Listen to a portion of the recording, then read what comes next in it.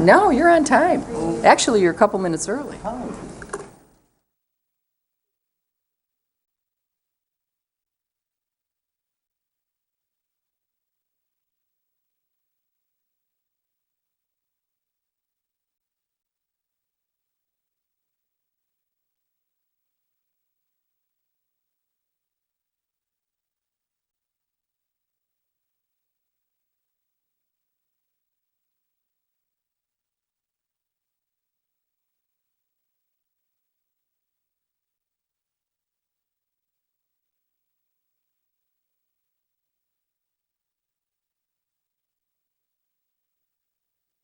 Parks and Recreation Commission meeting, and I would like to call the meeting to order.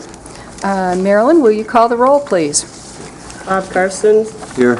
Peter Doran. Here. John Galbraith. Here. Al Larson. Here. Kevin McCallier is absent and excused. Jerry Ruskowski. Dave Taylor. Here. Russell Clark. Here. Chris Maxbauer. Here. The first order of business, well, first of all, we don't really have anywhere on our, in our order of business where we have to add things to the agenda, so I'm going to toss it in here, and please bear with me.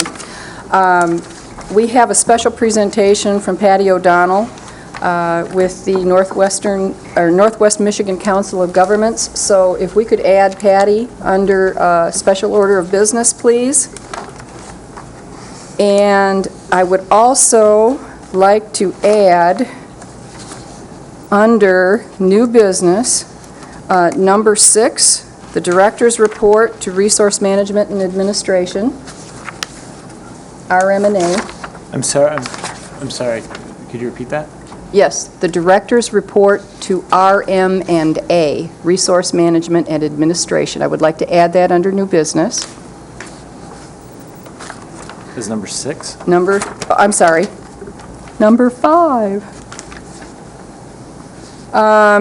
Number 6, I would like to add criteria for new board members. And I promise these will be very short discussion items. Well, I'll try.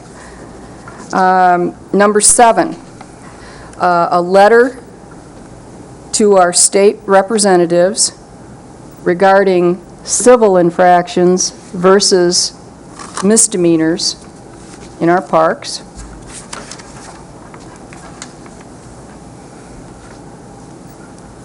Number 8, resignation letters. This is based upon a meeting I had this afternoon with Bob Cooney. Do you want to cover that under Parks and Recreation Commission resignations as part of No, business? it's just, it'll be a quick process thing, and Okay. just, it'll take me 30 seconds. And number 9, the vice chair position.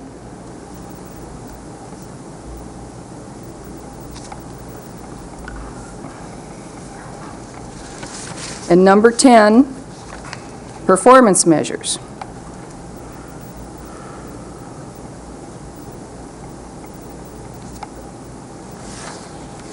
Does anyone else have anything they would like to add? I'd like to move under new business, item number 3 to item number 1. Oh, Because we do have a speaker here. that certainly, we can do that.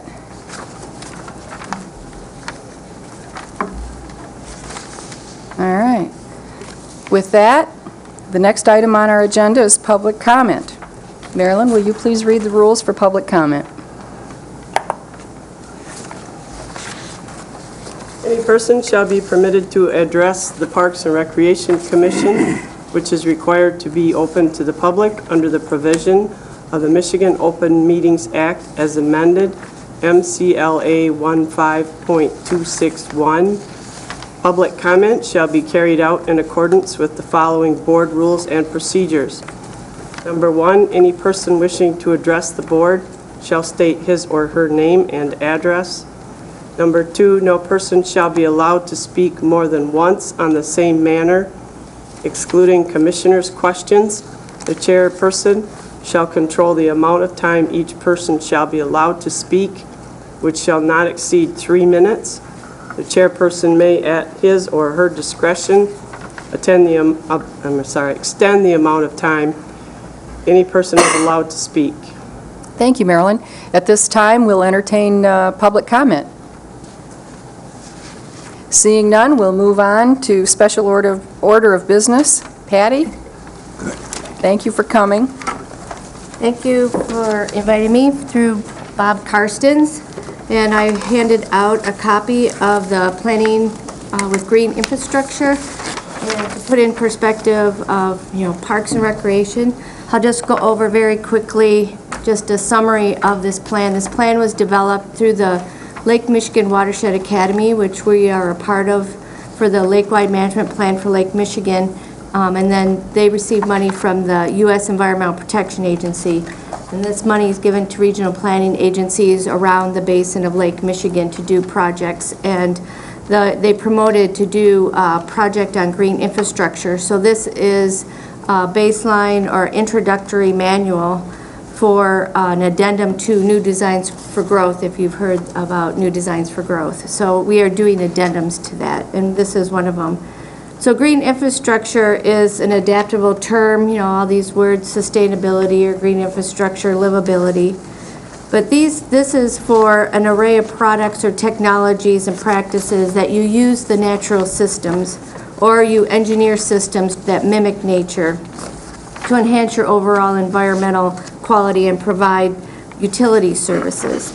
There are systematic and scientific strategies for approaching land conservation, and also that it consists largely of your natural and restored ecosystems and landscape features, which are your wetlands, your forest, your waterways, your groundwater, etc.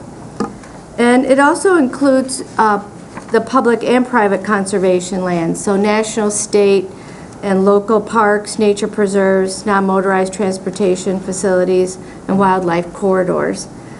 So the network connects these ecosystems or landscape features across a region or across a county. Even you can have hubs or links and even little sites that protect your natural environment. It provides ecological support, like I said, enhances your stormwater management, and also hazard mitigation such as flooding and erosion. It creates source water protection, that you're protecting your drinking water, purifies the air, and also cooling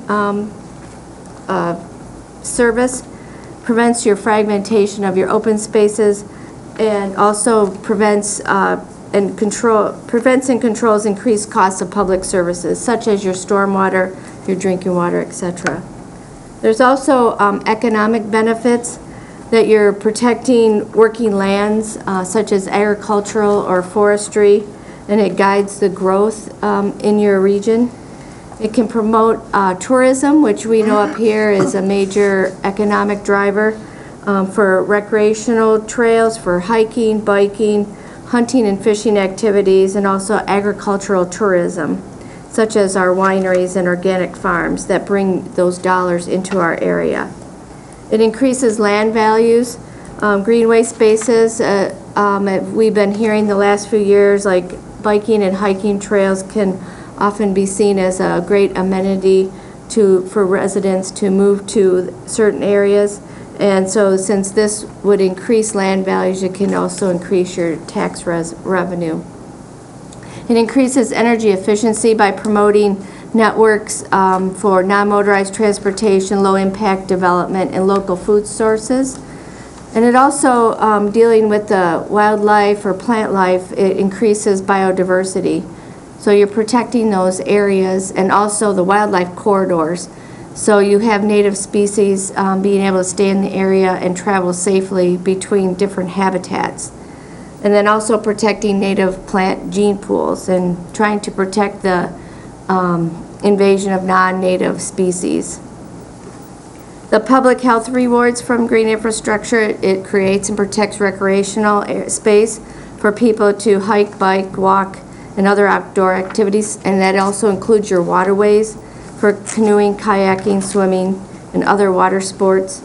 It fosters a connection to nature, which some sociologists and psychologists are saying that people who are connected to nature, they have a lower stress in their life, and also the health of that person. As I said, provides cleaner water, so you're protecting your source water areas from pollution that may affect your drinking water. And for here, it's East Bay. And also clean air and reduces heat island effect. If you have plants and parks around it, it prevents that heating of pavement. And so some of the strategies in this book that you can look through, some voluntary ones are tax incentives for green infrastructure, the conservation practices by property owners, smart growth techniques, your low impact development for stormwater, your leadership in energy and environmental program, as you hear, LEED certified buildings or neighborhoods, and then technical assistance by different organizations. The regulatory approaches, you can incorporate green infrastructure into your master plans, your parks and recreational plans, that you plan for green infrastructure on a larger scale, not just by site. And so you can incorporate these goals and objectives and recommendations into your plans and also the maps. You can utilize your zoning ordinances, your planned unit development, conservation design. You can incorporate this into your site design and development review, and also you could create service districts and for green infrastructure. And then one is land acquisition, fee simple purchase for parks or nature preserves, your conservation easements, where it stays in private property, but then you can protect the area, and purchase of development rights like Peninsula Township, and then transfer of development rights, which isn't really hasn't moved forward in the state of Michigan, but it's can be used in other states. So in the book, this manual is for 10 counties, so I had baseline maps for each of the counties, but I included in yours the map of Grand Traverse County. This is a baseline map, like a general map, which shows we have, and you can look at this online on our website, so you can blow it up. But we also gave a big map to the planning department at the Planning Commission when we presented this to them. So this does have your non-motorized trails, your rivers, your lakes, your wetlands, your potential flood-prone areas. Public lands are outlined in dark green. Other public lands, which we have put the conservancy properties on here, are in brown. Your source water protection circles are in purple. Wellhead protection, which is, they're just, wellhead protection plans were first, and then the state went to source water protection. Wellheads in orange, and you'll see examples, since we get our water from the bay, like around Kingsley or whoever has community water systems, they had to do protection plans. And then wetlands, and then your forest land is in green, and your ag land is in yellow. So this is a lot of information on this map, but it's a start. And the conservancies can utilize these, and the local government and nonprofits. So that is just a baseline map. So that's just a quick summary, so not take up a lot of your time. If there's any questions or comments, Russ? I have a question. Just looking at the map, what was the criteria for the high-risk landslide area for the peninsula? I mean, Michigan, and then their stated erosion areas, like, okay. It's from a state level analysis? yes. Wasn't ground truth, but. Can you, excuse me, can you manipulate this so that some of the outlines of like the public land just pop out without the rest of the? Yeah, we can do different layers. Right. Okay, great. That you can request from that. Also, I can go all the way down to the township level and just make township map, or even the city. Great. And is that available to the general public as well? Can they? Yes, you just Look have at to these. contact us. Okay. To what degree would implementation of aspects of this leverage funding, like from the different sources that you, what's the possibility of that happening? You could leverage this with, under your watershed management plans. If you want to implement some of these strategies, you can go for Clean Water Act 319 or non-point source pollution grants for this.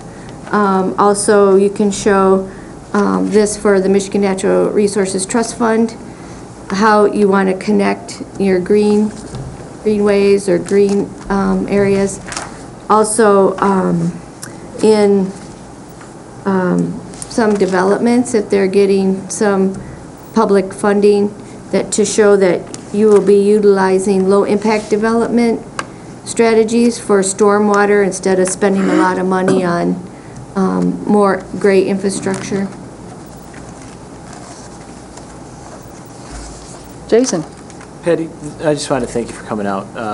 This presentation is, I look forward to getting further in depth with the information you gave. For the commissioners that attended MRPA, a lot of this is tied in, a lot of this is information that John Crompton tied into, and a lot of the research he's done talking about the benefits of Parks and Recreation are things that are very similar to what Patty mentioned. And as a side note, I did finally receive the videos of Crompton's presentations at MRPA conference for anyone that would like to review those. So a lot of the things that Patty just talked about are things that Crompton's talked about and are kind of cutting edge for Parks and Recreation. And I would really like to add that the presentation that Jason's talking about was excellent. Whether you're in Parks and Rec, whatever area you're in, it was really an excellent presentation. So if you have a chance to view the video, I would certainly encourage it. Thanks a Patty? lot. Any other questions for Patty? Patty, thank you very Thank much you. for coming. All right, next on our agenda, the consent calendar. Marilyn? The purpose of the consent calendar is to expedite business by grouping non-controversial items to be dealt with by one commission motion without discussion. Any member of the commission, staff, or the public may ask that any item on the consent calendar be removed therefrom and placed elsewhere on the agenda for full discussion. Such requests will automatically be respected. If any item is not removed from the consent calendar, the action noted, receive and file for approval, is approved by a single commission action adopting the consent calendar. On the receive and file in the consent calendar, number 1 is the Lutra report, 2 is pool membership report, 3 is the school scholarship committee report, the budget report as of 7/1/10, too many ones, strategic plan update, and there were no communications. All right. Would any member of the public like anything pulled from the consent calendar? Seeing none, back to the commission. Any members of the commission would any of the members of the commission like to pull something from the consent calendar? Mr. Pool Larson? membership report, please. All right. We'll put that as number 1 under items removed from consent calendar. And I would like to pull the Lutra Matrix. I have a question for Kim, so we'll make that number 2. And I would also like to pull the Scholarship Committee report. I'm just going to give you a quick verbal update. So we will make that 1, 2, and 3 under items removed from consent calendar. Okay, referrals, none. Approvals, that is under receive and file. So I would entertain a motion to approve the consent calendar as amended. So moved. Support? Marilyn, roll call, please. Bob Karstens, Yes. Peter Doran, Yes. John Galbraith, Yes. Al Larson, Yes. Dave Taylor, Yes. Russell Clark, Yes. Chris Max Bauer. Yes. All right, items removed from consent calendar. Number 1, membership report. Commissioner Larson. I just had a quick question for you, Kim, on that. It looked like the headings on the bottom totals were overcome by toner. I apologize for that. Can we change the format for that to make that a little easier on the Absolutely. PDF read? yeah. That's all. In fact, would you mind sending that to the Commissioner Wall? Yeah, I can have that emailed out to you tomorrow. Thank you. Kim, I've got a question as long as we're on the subject. I noticed that there was an increase in senior annual memberships and senior semi-annual memberships. How much of that would you attribute to the rise in fees? I would say it definitely played a factor in it. I don't know by how much, but a lot Okay. of them were asking, can I get it now? So that and so we allowed them to do that, but Okay. I would entertain a motion to approve the membership report. I'll make that motion. Is there support? Support. All those in favor, aye. Aye. Opposed, same. Motion carries. Number 2, Lutra. Kim, I just have a question on the matrix. And this is just based on experience, you say, number 1, establish a strong, always staffed access control at the pool office, and you say that that was completed October 9th. I don't swim at the pool anymore, but I do have occasion to visit the pool, and I visited it 3 times this week, at 3 different times this week, and at no time was the pool office open. Actually, at no time was it staffed.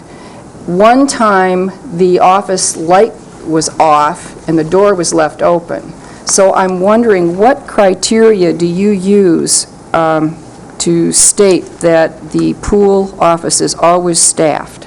it is scheduled to where there's somebody that's supposed to be in the office. The guards, when they rotate, I don't know if you came in during a rotation time or if they were taking chemicals or a potty break or something like that, but it is scheduled so that there is somebody in the office. Okay. Thank you. I would entertain a motion to approve the Lutra matrix.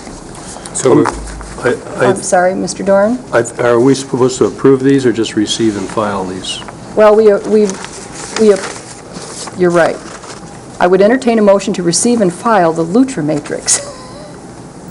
So moved. Is there support? Support. All those in favor, aye. Aye. Opposed, same. Motion carries. All right.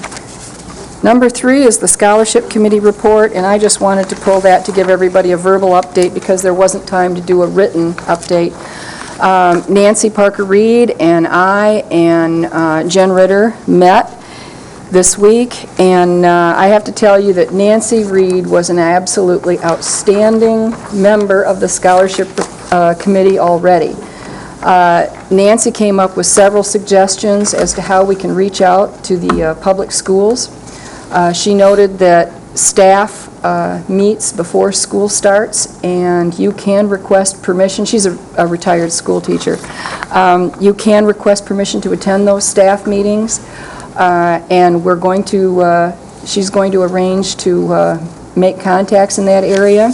We also talked about reaching out to the Department of Human Services, and I'm going to be at their meeting tomorrow at 9 a.m. Father Fred, the Salvation Army, Women's Resource Center, Goodwill, we're headed out to those organizations. So I just wanted to give you that report, and with that, I would like a motion to receive and file the Scholarship Committee report. I'll move that. Is there support? All those in favor, aye. Aye. Opposed, same. Motion carries. All right. Old business. Habitat for Humanity Flower and Garden Show billing.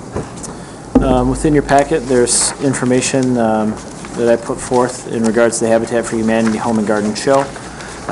They've requested a one-day reduction in rent in the amount of $1,780 to reduce their bill to $4,957.50.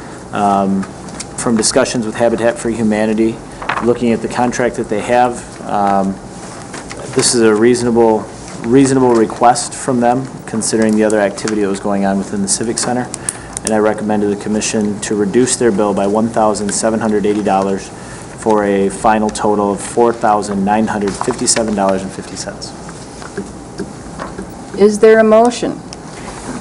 I would make that motion. Is there support. discussion?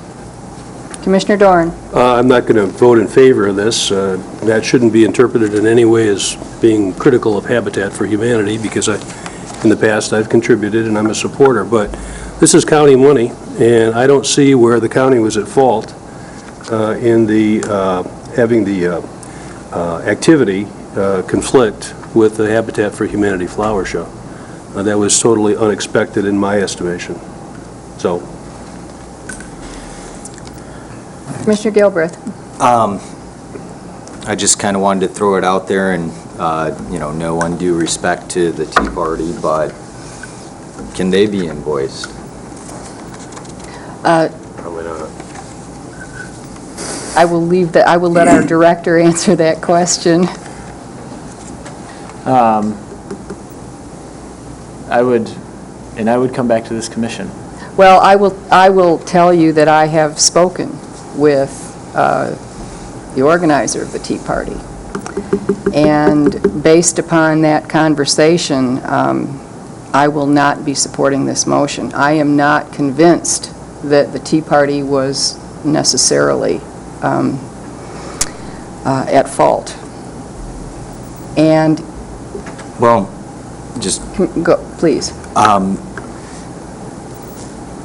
they rented a pavilion Yes, for 50 people, maximum. yes. A couple hundred showed up. Jason, excuse me, Commissioner Gilbreth, Jason, how many people showed up, would you estimate? The reports that I got were over 1,000. Okay, thank you.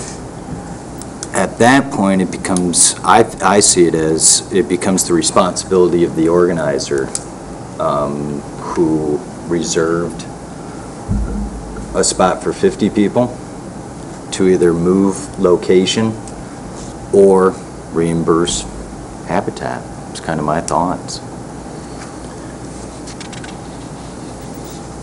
Anyone else? Seeing none? I guess, well, Commissioner Larson? yeah, it's a difficult issue because we go right to a vote.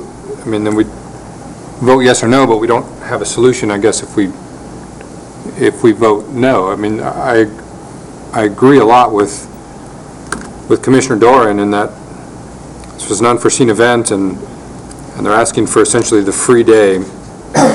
But Saturday for them was a complete wash, so they want the day for free. Yet they still, from an economic point of view, they still incurred some benefit from it. We still provided the facility and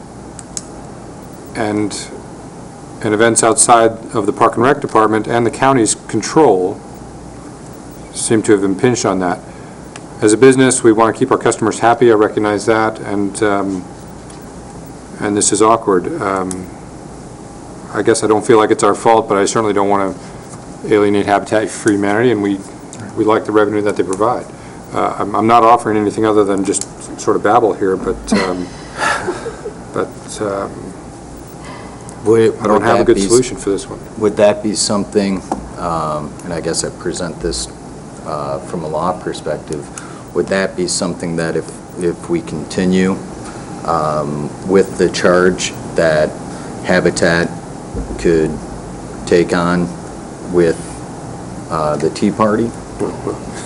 Well, first of all, John, I want to be real clear. I take off my lawyer hat. Absolutely. When I walk in here, because Yeah. Bob Cooney is the legal counsel, and I'm here just as a policy maker, but I am a lawyer, so, I've seen lots of First Amendment activity interrupt lots of other people's business on the downtown streets, in the parks, any place that people can gather. They've got a pretty much constitutional right to speak their mind, and sometimes it's messy, sometimes it's too loud, sometimes it aggravates a lot of people and interrupts their other lawful activities.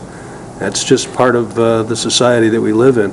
I don't want to comment on what Habitat might do vis-à-vis the Tea Party, but insofar as Grand Traverse County, we got money, we're trustees of that money.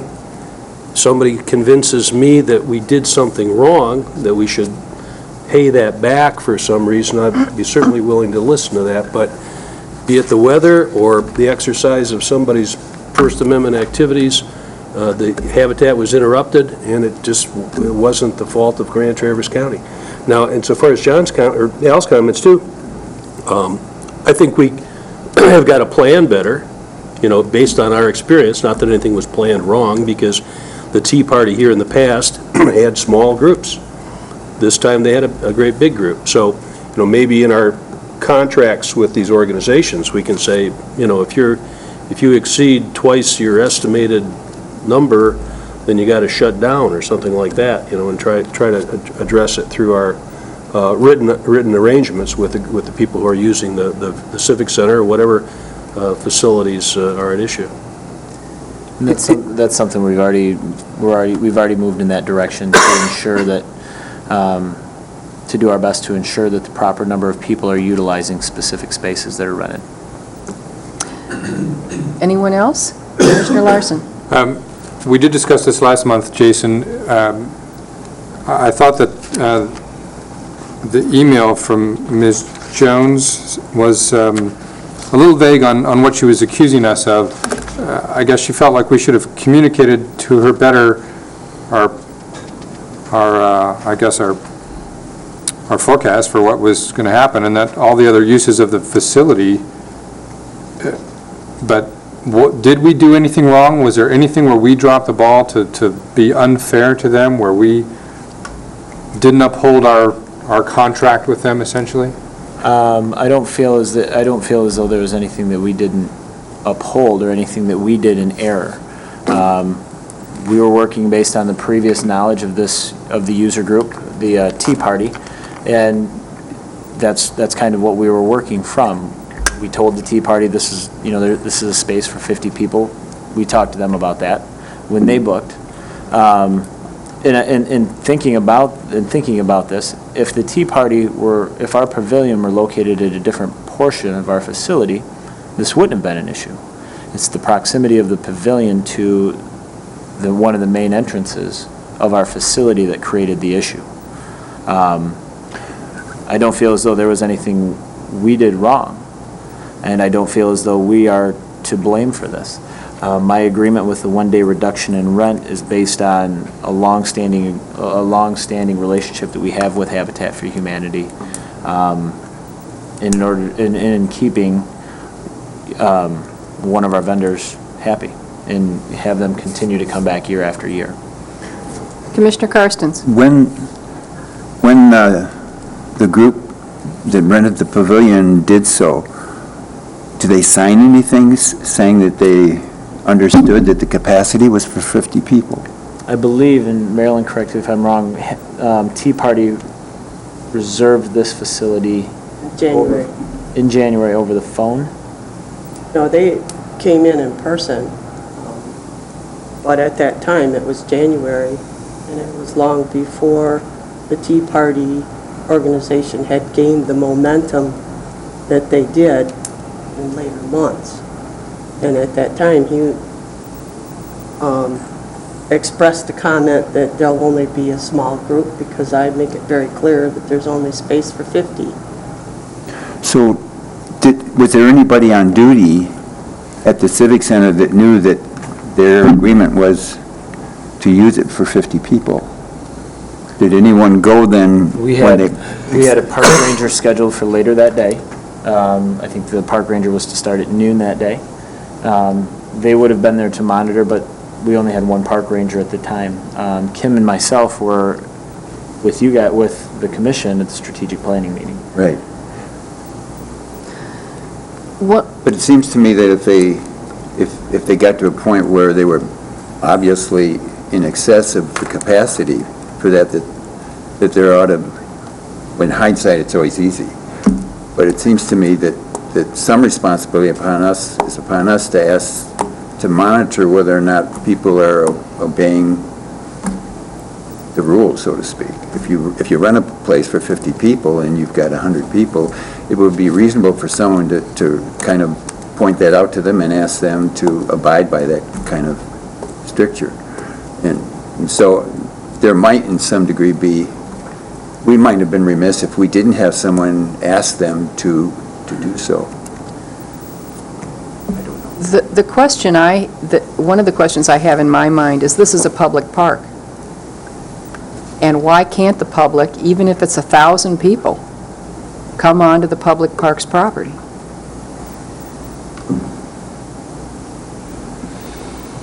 Okay, any additional discussion? Real Commissioner quick, Gilbert? and I agree totally with that. I guess, it was a bad situation, and I don't want a vendor don't want to cut our nose off to spite our face if we don't provide them with some kind of discount, and then we take on lost revenues for the following year. They've been consistently coming year after year after year. Just as in any good customer service,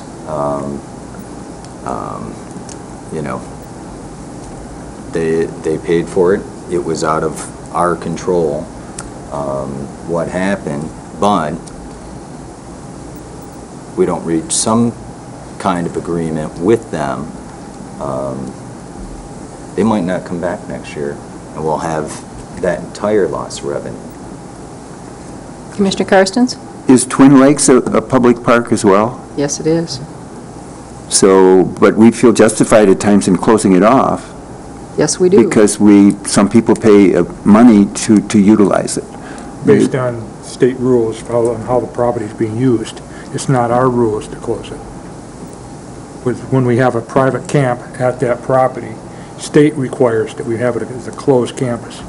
Okay. Okay. So it isn't totally public in that, That's right. like the Civic Center is. Right, exactly. It has some limitations because of the type of user group for that property, for the main campus at Twin Lakes. It has to be a closed campus when there's a ongoing youth-based program there for overnight, utilizing all the facilities. It has to be closed to the public. And that's a state mandate, not ours. What about the ice rink, so to speak? Is that a public place? Or is it regulated by capacity because people pay a fee? If Jason? the capacity of the arena is, I want to say 883 people, so we would have to turn people away once we reach that capacity. That's a fire marshal issue. Any additional discussion? Marilyn, I think we'll need a roll call, please. Bob Karstens, Yes. Peter Doran, No? John Galbraith, Yes. Alan Larson, No. Dave Taylor, Yes. Russell Clark, Yes. Chris Maxbauer. No. Motion carries. The next item on our agenda is executive limitations policy, and I want to change this slightly based upon some research on the process that I've done. You will see on your desk a piece of paper, and it is a governance policy. And what I've learned, and I thank you all very much for hanging in there with me on this. We are not going to adopt this until we look at it as a whole package. And as everyone learns to understand the process more.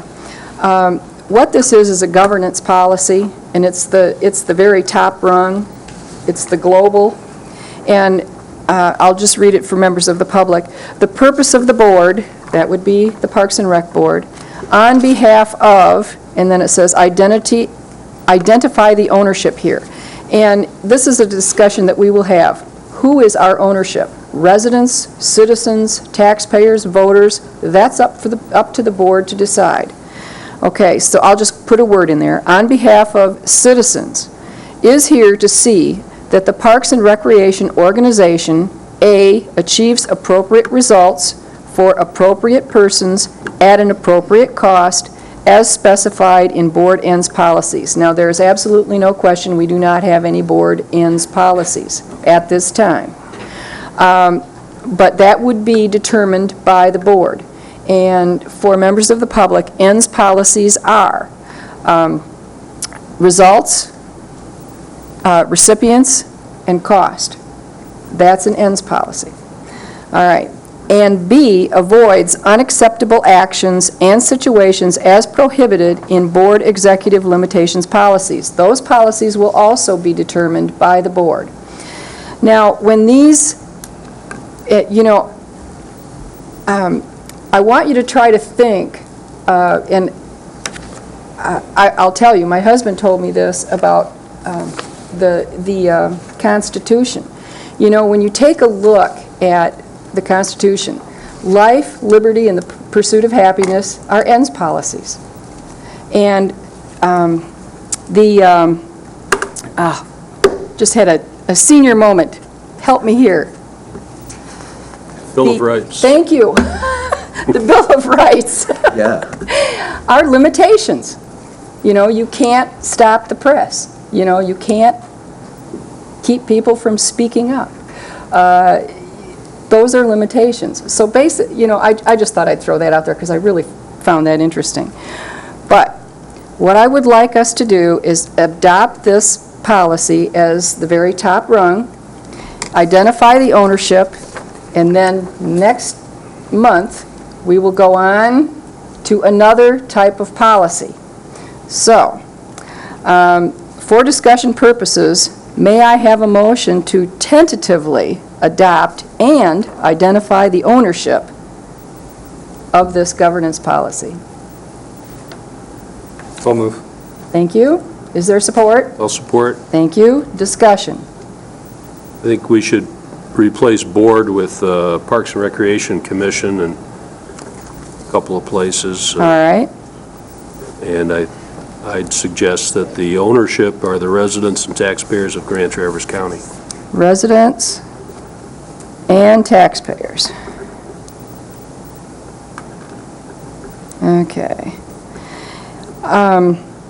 Now, are you, Commissioner Doran, are you suggesting that we, in the second sentence where it says, "is to see to it that the Parks and Recreation Organization..." I'd change that to department. I think that's the correct All word. right.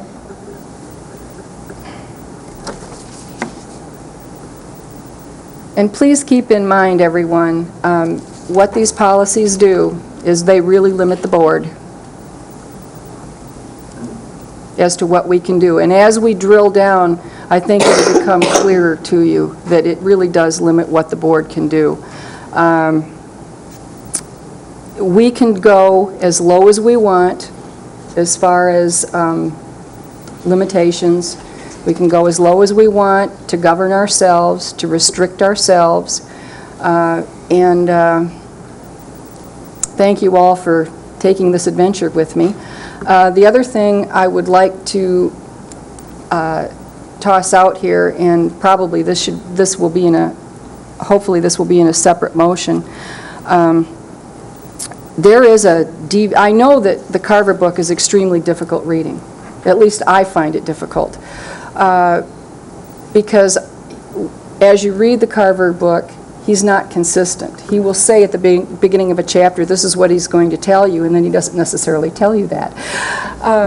But there is a DVD that we can get that I think will help everyone. It's $90, and so at the end of this motion, I'm going to ask if after we take this vote, I'm going to ask if we can if I can get a motion to purchase the DVD, and anyone who wishes to see that, I think it will help clarify. All right. How long is the DVD? It's like an hour. It's not 250 pages. No. An hour? Yeah. That's a lot of I know. Wishful thinking. It'd be shorter. an hour. Jason. It was brought to my attention that NMC's utilized or does utilize the Carver model, and I wanted to ask the commission if they would be interested in possibly having a speaker, possibly Tim Nelson, come down and talk to us about how the Carver method or the Carver model actually works inside an organization. I'd love to invite him to our August meeting if the commission feels that would be beneficial in moving forward with this process. Community mental health also uses it. You don't, thank you for that suggestion. I think it's a good one. There is a difference, I think, between adopting the policies and actually conducting a meeting using the Carver model. If you go to a community mental health meeting, the actual process is much different than Robert's Rules. So I would offer that as information as well. Is there any additional discussion? Commissioner Doran? I think it'd be good to have Tim Nelson come and talk. I don't know if we'll check with him, see how much time he wants, though, Jason. I mean, if it's an hour, maybe we need a Special meeting. special meeting or I'd be one of happy our to. strategic planning I'd be happy sessions to. or something. All right. And That's- Commissioner Larson? I guess I see, when you talk about that this limits the board, well, that's true. I guess I don't see it as limitation, but rather focus, in that the same way It that when is. a high school student is allowed to write a term paper on anything she wants, well, holy smokes. But give them a topic, limit them, and it actually focuses them to do a better job. So I don't see, I see this as a good thing, not a limitation, but as a way to focus us and to make us more efficient, to make us more effective. A constant struggle, I think, of boards in Boards. general. Yes. Commissioner Clark? Can you clarify what we're actually voting on here? It's a global governance policy. Okay, I see that, but, you know, I guess my concern is this. It goes on to speak about things we know nothing about, as ends policies and executive limitation policies. We will be Recognizing we will have to do that. We absolutely will have to do that. We will have to identify our executive limitations and our ends policies. What results do we want for who? Do we want those results for whom? And at what cost? And when I say cost, it's resources. It's not just Understand. dollars, you know, it's resources. And so, if we don't develop ends policies, for whatever reason, or executive limitation policies, are we held to this? No, this is tentative. We do not start this now. Absolutely not. You adopt it as a whole package, but you work on these policies one at a time as a board, and when you get them all in place as you want them, you adopt it as an entire package. We do not, this is just tentative. Thank you. All right. Commissioner Galbraith? The John Carver video, is that, It's a DVD, well, Yeah. video, yes. is that something produced by John Carver himself, or is it? That'd be neat, yeah. Commissioner Are you, Carstens? does this package allow you to make a number of copies? I don't know. We may have to share. What's the name of it? Well, Is it, Honestly, I Just can't on give you, its I book. can't give you the title right now. It's, but well, it would be nice to have, just, if nothing else, for a review at times. But I'll get the title to Jason if I get a motion to spend the $90. All right, we have a motion on the floor. All those in favor, aye. Aye. Opposed, same. Motion carries. Is there, by any chance, a motion to purchase the $90 DVD? I motion. I'll support the motion. All right, discussion. Could I ask that first Jason check with the college and see if they have a Yes. copy of it first? Yes. All right. All those in favor, aye. Aye. Opposed, same. Motion carries. Thank you very much. All right. Parks and Recreation Commission resignation. Jason? Just wanted to make the commission aware that both Jerry Ruskowski has resigned from Parks and Recreation Commission, as well as Chris Byrne. The seat left vacant by Chris Byrne will expire December 31st, 2011. The seat left vacant by Jerry Ruskowski will expire on December 31st, 2010. All right. I'd like to make a motion to accept with regrets Chris Burns' resignation. And Jerry Ruskowski's? I'll do that separately. Oh, okay. Is there support? Support. All those in favor, aye. Aye. Opposed, same. Motion carries. Make the motion to accept with regrets Jerry Ruskowski's resignation. Is there support? All those in favor, aye. Aye. Opposed, same. Motion carries. All right. Next on our agenda is Rules Committee, NER, Nature Education Reserve Rules. You have those in your packet. And I met with Bob Cooney on these rules this afternoon. Well, actually, you don't have these in your packet. Is there? Yeah, they are. Page Where are they? 51? 51? I'm sorry, I'm on the wrong page. Okay. I met with Bob Cooney this afternoon, and I asked him to please take a look at these rules and pick out anything that he felt we should take out. I told him if we adopt these tonight, that we would adopt them based contingent on his approval, and he did say that he would try to read them this afternoon and email me and Jason. Jason, did you by any chance get an email from Mr. Cooney? I did not. No, I haven't received anything even after 5 o'clock. Okay. What's the board's pleasure? Would you like to adopt these rules tonight contingent upon Mr. Cooney's approval? I would, You would make that motion, Commissioner Yes, I'll make that Carstens? Is there motion. support? There is no support? I would support it. Oh, I'm sorry. There is support. Commissioner Clark. All right, we have a motion on the floor. Is there discussion? Commissioner Larson?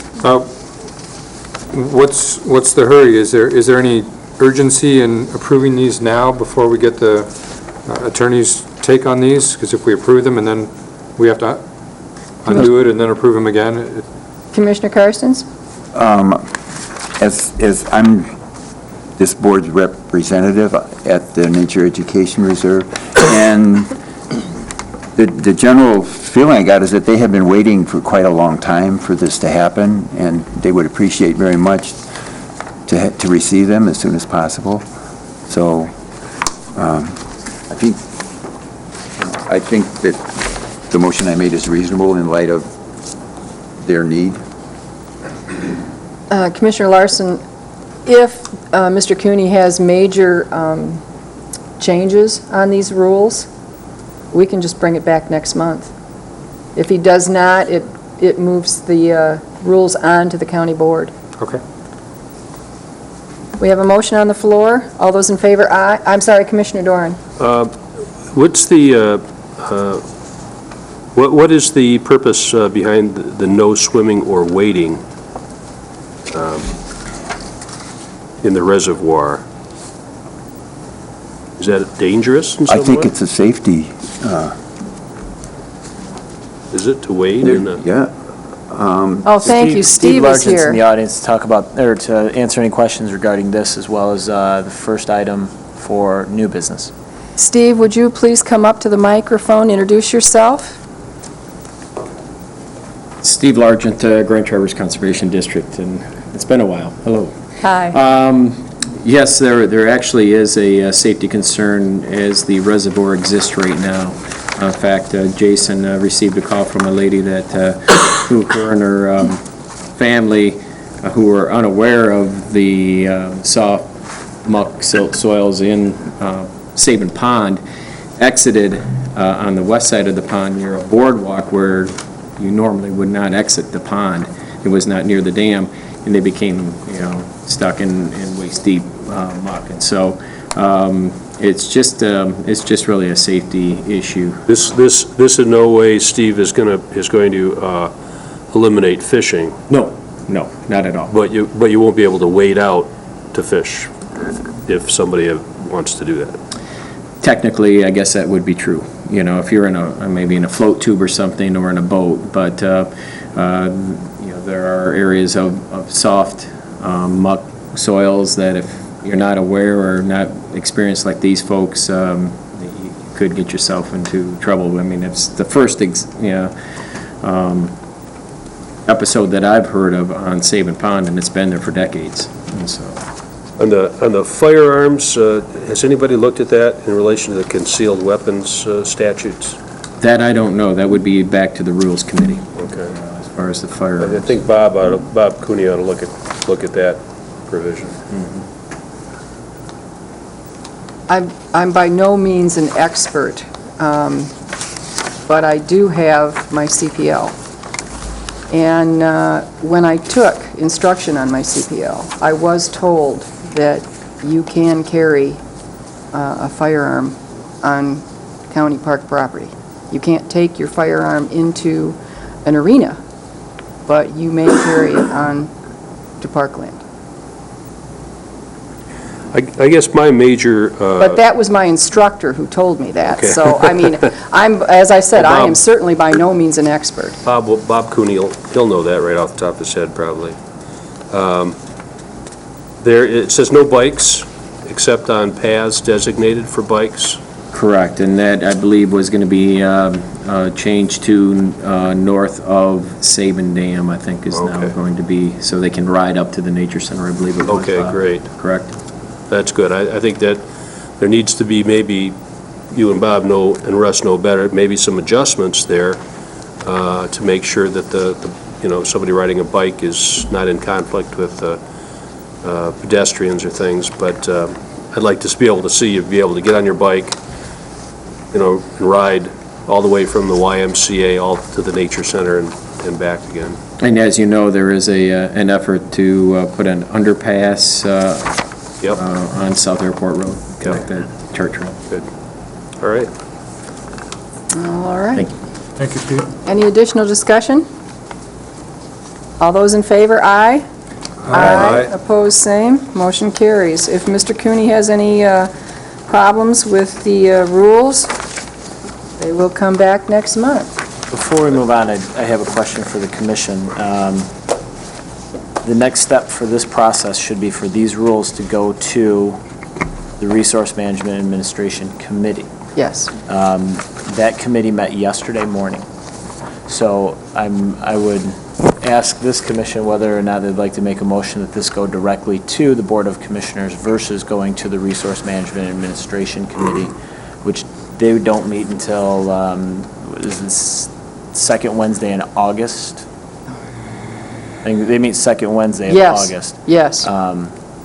So in the past with the rules from last month, this board That'd be made the a motion 12th. to go directly to the Board of Commissioners versus going through Resource Management and Administration.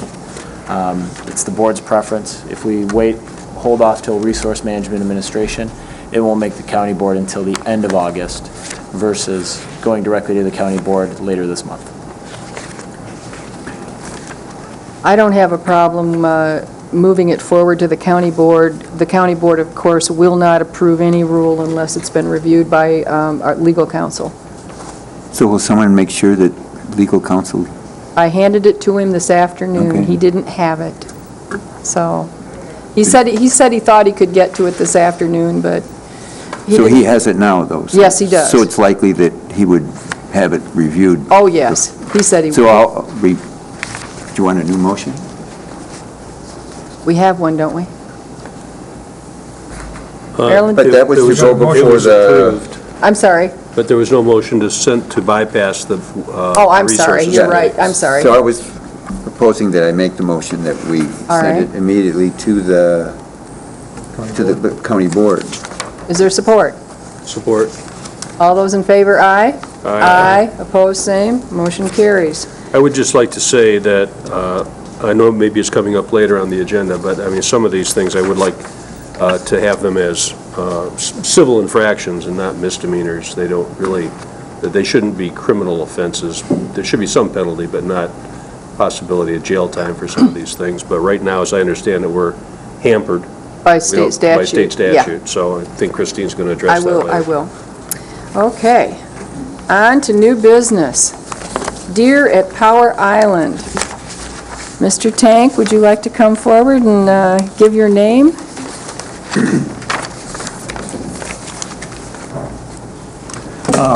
Fred Tank, 1026 State Street, Traverse City, and number 1 Power Island.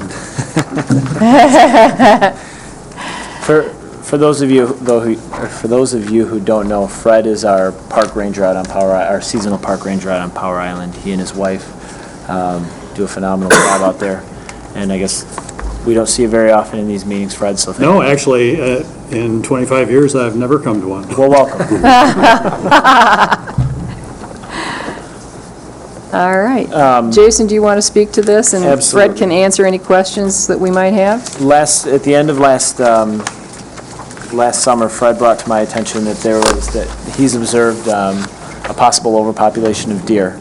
And he got in touch with Rich Earl, the wildlife biologist from the Department of Natural Resources and Energy, who outlined a plan with Fred to build some deer exclosures to determine, and Fred, correct me if I'm wrong, to determine the amount of vegetation that's been eaten by the number of deer in order to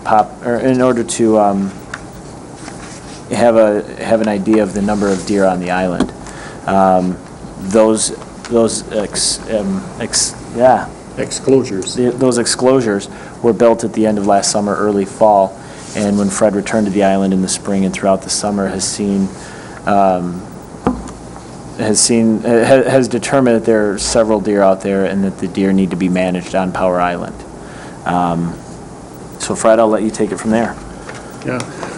Well, I hadn't had the experience of trying to estimate a population number, so that was the first thing I wanted from Rich, and he said he couldn't tell exactly, but his professional judgment, just by looking at things, was around 12 to 15, something like that.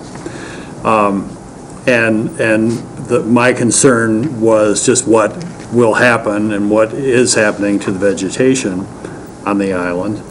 But at the same time, having a few deer out there now, with many, many years with no deer, it's kind of interesting. Kids enjoy looking at the tracks, and people sight deer every once in a while. And so it's kind of a nice thing to have them out there. Because Rich Earl said that one option would be to eradicate the deer. And that was done. Maybe some of you remember, it was done in, I think, 1976, a year after the county took over the island. The island was heavily overpopulated with small, sickly, half-starved deer, and the island was very much overbrowsed.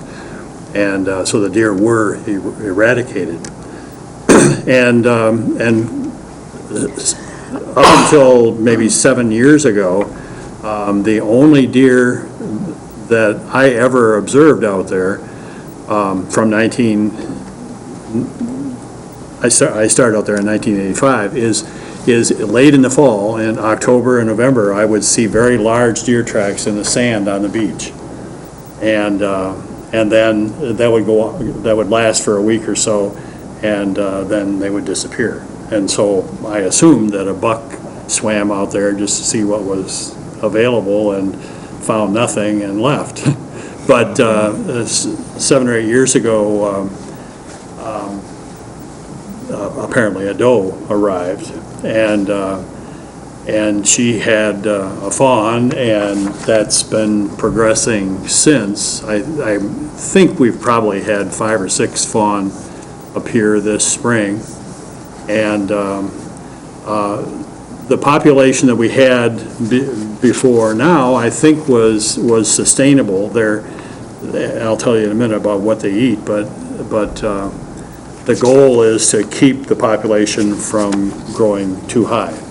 And so that's why Rich's recommendation was take 3 to 5 doe this fall, just to keep the number steady. I would like to see maybe 5 or 6, and then we'll just have to watch it, and maybe every other year, every third year would have to be done again. What they're eating is in the wintertime, they do a lot of damage to the Canada yew. Canada yew is a low shrub. It can be quite a high shrub, actually, 8 to 10 feet high sometimes. And we have patches of it that are 85 years old, according to the rings of their stems. So So even when there were a lot of deer, they didn't wipe it out. Am I taking too long? But what they do when the snow is deep is just put their mouth on a branch of yew and just go back like that. The branch stays, but all the leaves come off. And so the yew looks pretty terrible in the spring and then sort of recovers, but it is permanently damaged. And they've probably done that, including last winter, to 75% of the yew on the island. So I don't think we would really want that to go on. These exclosures show a definite difference. These are 20-foot square in 3 different areas on the island. And one of them in particular up on the high plateau, it's just bare, dead leaves here. And then you go into the exclosure and it's various herbaceous plants about that tall. And but one of the plants is a plant called sweet cicely. It's not a protected plant or anything, but that is just really numerous inside the exclosure, and outside it's just gone. So they're capable of eating favorite foods to extinction. I think we probably don't want that. Another plant that I'm sure about is trillium, and trillium is a protected plant, and they eat trillium right down to the ground. And the picnic area, for instance, has lots of trillium, but not this year. They got it all. There are still patches around in the island, but there's no place on the island that hasn't been touched by the deer. You can even begin to see that horizon, when you look across a field to a woods and you see the horizon where the deer browse up to that level. So I think it really is time to remove some of the deer. And the procedure that he recommended, I don't know if anyone's talked to the sheriff department or not, but he said, and did he say that you need a permit from the DNR or not? Said the report that you gave me said it will not require a permit from the DNR. Yeah, I think you need to, if you go ahead with this, you need to talk with him and make sure. Absolutely, we'll be in touch with him. The county has passed an ordinance that makes that a no hunting area, so they would have to, a recommendation would have to be made to them to allow that. And then the sheriff department would remove their goal, say 5 or 6 doe, as expeditiously as possible, which I imagine would be sniper scopes and lights and Uzis. I don't know how they would do it, but they would do it quickly. To my knowledge, we do not furnish the sheriff's department with Uzis. The method is something that. But it wouldn't be a hunt. It wouldn't be hunting. It would just be removing deer. Absolutely, and it's something we would ask our sheriff's department to do. The process to move forward with this is to have approval from the Parks and Recreation Commission. It would move on to Resource Management and Administration, and then on to the County Board of Commissioners for their approval to move forward to harvest, or I guess cull some deer at Power Island under the direction of Rich Earl from the Department of Natural Resources and Energy or Environment by the County Sheriff's Department. Commissioner Doran. Is there any chance there could be a hunt, maybe with a lottery for the persons who wish to hunt, or would the DNR? He said that is an alternative. He said it's much more difficult to do, and it would take weeks, and you'd have to worry about are the right people hunting and so on. Yeah. His opinion was that it wouldn't be worth all the trouble because there's so much good hunting around anyway. And well, would bow hunters and then firearms hunters pay for that privilege to go out Power Island? I mean, was that something that would be attractive? I think it'd be unique. I could even change the cabin into a B&B. Yeah, it might be a profit source. I mean, you could certainly easily control how many they took. Commissioner Taylor? Well, I was concerned about the number. You say there are 12 to 15? Because in this letter it said 8 to 10. And if there's 8 and we killed 5, that only leaves 3. Well, So- in my mind, I'm adding on this year's crop of fawns. That's, that's why I was using those numbers. Dave, just so you know, the first portion of this letter leading up to June 10th, 2010, Fred wrote that last year. So Okay. the numbers have increased with the Well, I was just the birth thinking, of the new. if we took 5 out of fawns. 8, that would only leave a couple fawns and maybe that buck, and that wouldn't work. But if Well- there's 12 or 15, then Would the meat be distributed to, Yes, that's what he said. It would be required to be processed and given to food bank or something? something. okay, that's cool. Is there a motion? Commissioner Larson? So, Larson? is there a cost, would there be a cost involved to the Park and Rec Department? The only possible cost would be processing the carcass, and I just don't know the answer to that. Any charge for the deputy? Any charge for the deputy or the sheriff's department? I haven't spoken That's- to the sheriff's department. That's something I'd have to work through with the sheriff's department, whether this was I don't know if they could turn this into some type of training, something to that effect. That's a possibility. I wanted this board's approval before I move forward with this in any way. Well, the only way I'd approve this is that they make sure that they didn't kill that buck that's out there. Yeah, I've got a little video of him. I bought a field camera so I could get them at night, and beautiful 8-point buck. And actually, last week I found one of last year's antlers on the beach. I should have brought it along. Now he's more than 8-point, and there's a spike horn, and then there's another deer with antlers as well that have been seen. So I think there are 3 males now. And Dave, that's something we can work through. We should be able to work through with the sheriff's department not to harvest any male. Is there a motion?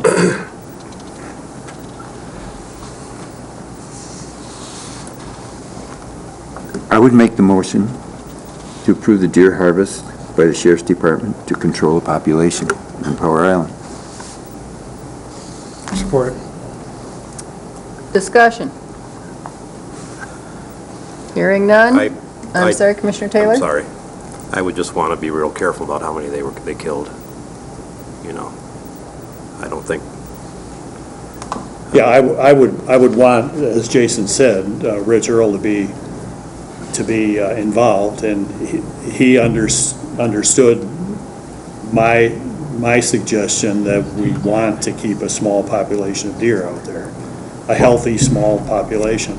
well, I live near a woods where there's lots of deer, and I have a big garden, and I have to continually remind myself that those deer were there long before I was. Yeah. Yeah, that's why I would hate to see the county try to eradicate them. No, I wouldn't like that at all. Commissioner Carstens, was your motion to include that this would be done by the Sheriff's Department under the supervision of the DNRE? That makes sense, yes. All right. We have a motion. All those in favor, aye. Aye. Opposed, same. Motion carries.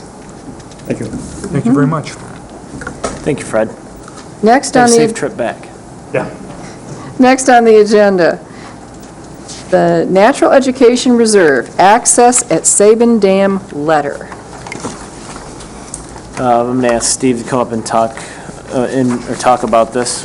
We did receive a letter dated June 24th. It's included in your packet from the chairman of the Natural Education Reserve Advisory Committee regarding access to Sabin Dam on the east side. So with that, I'll let Steve talk a little bit about this issue. Yes, we actually... Steve, would you introduce yourself again, Steve please? Largent, Grand Traverse Conservation District Director of Land Management Services. A couple years ago, we received a request from a vendor, from a kayak vendor, to access the east side. And at that time, the Natural Education Reserve Advisory Committee just denied it and said that, we don't want to, open up that can of worms. Well, then we received a couple more requests, and so that's when we brought it again to the advisory committee. And the advisory committee, as Bob knows, voted unanimously to recommend that request be denied. The reason being is it's going to be hard to, there's going to be a lot of traffic. In fact, I think they were talking about in one instance where they would be putting like maybe even 100 trips a week, down the river. And there was very little in the way of education component. And so the Natural Education Reserve Advisory Committee decided until there is a comprehensive recreational plan for that part of the river, post dams, that request be denied. And there's going to be quite a bit of activity there at the Sabin Dam and as well as the other dams, but especially at Sabin Dam here in the next few years, depending on what happens to Powerhouse and the dam itself. So that was the basis. And, there's just a lot of unknowns at this time. Steve, how do they access it? How do they get to the east side? Right now, they access it from the west side, right across- there at the Nature Center parking lot. Right across the dam? They have to carry their vessels across the dam. It was There's a road that goes out to Keystone. To Keystone. Yes, it's a two-track. Two-track. Right. Okay. And there's a gate there. Is that part of the Nature Education Reserve? Yes, it is. That two-track area? Yes, it is. There's a narrow strip of land, right, between private properties? Correct. Quite a bit of it is on the reserve property, and then it's an access easement, but it's owned by the county. The launch below Sabin was put in primarily for those that kayak or canoe all the way down the river system, not necessarily for those accessing at that point. Though it does have a canoe slide that was built through a state grant and a nice floating dock for launching off from at that point. So this just applies to disallowing commercial use. Recreational users still can carry their kayak across the dam and... Oh, and it doesn't even inhibit commercial use, it just commercial access to the east side. I mean, they can still come in on the west side, park in the parking lot and carry the kayaks and what have you down and across the dam with the understanding that their business might be interrupted if the county is in there working on the dam itself. Mm-hmm. They cannot, for safety reasons, allow anybody, to, come down there and cross. So that whole east side at some point in time will most likely be inaccessible by foot. The only way you'll be able to do it is if you float down and portage over the dam. Or come down that two-track. Or come down the two-track that's currently gated and locked. Okay. All right.